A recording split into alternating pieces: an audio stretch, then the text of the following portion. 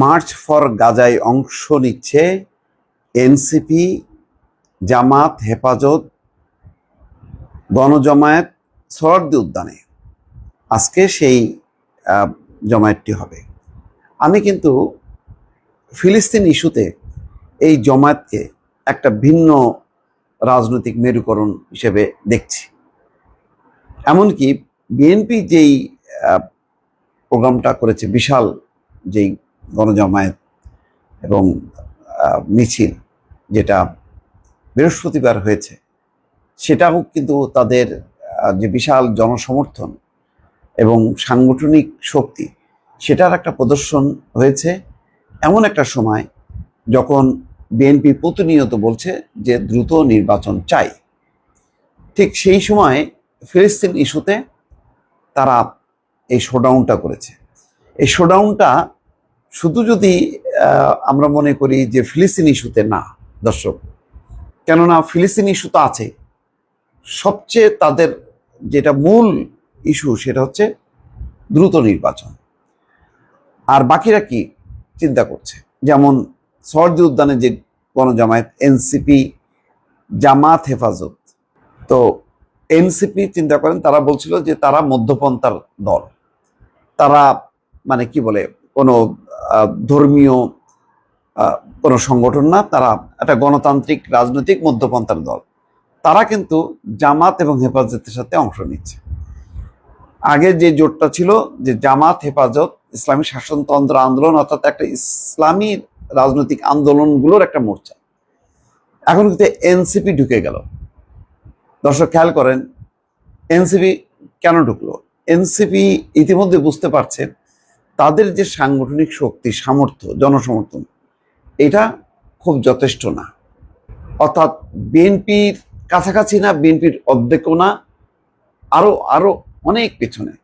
এইটা দিয়ে তারা যে মানে আগামী নির্বাচন নিয়ে খুব ভালো অবস্থান করতে পারবে এককভাবে বা অন্য কিছু দলকে নিয়ে, সেটা সম্ভব না। যার জন্য তাকে যেতে হলো জামাতের কাছে, তাকে যেতে হলো হেফাজতের কাছে।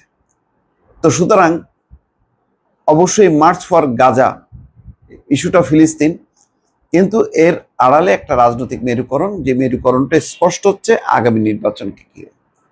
ধারণা করা হচ্ছে যে ডক্টর ইউনূস দেরি করবেন না, যেহেতু বুধবার বিএনপির প্রতিনিধি দল যাবেন এবং তারা বলবেন যে আপনার প্রথম যে লাইনটা ডিসেম্বর, আপনি ডিসেম্বরে ফিক্সড করেন। ইতিমধ্যে 8 মাস পার হয়ে গেছে, আর দেরি করা ঠিক হবে না।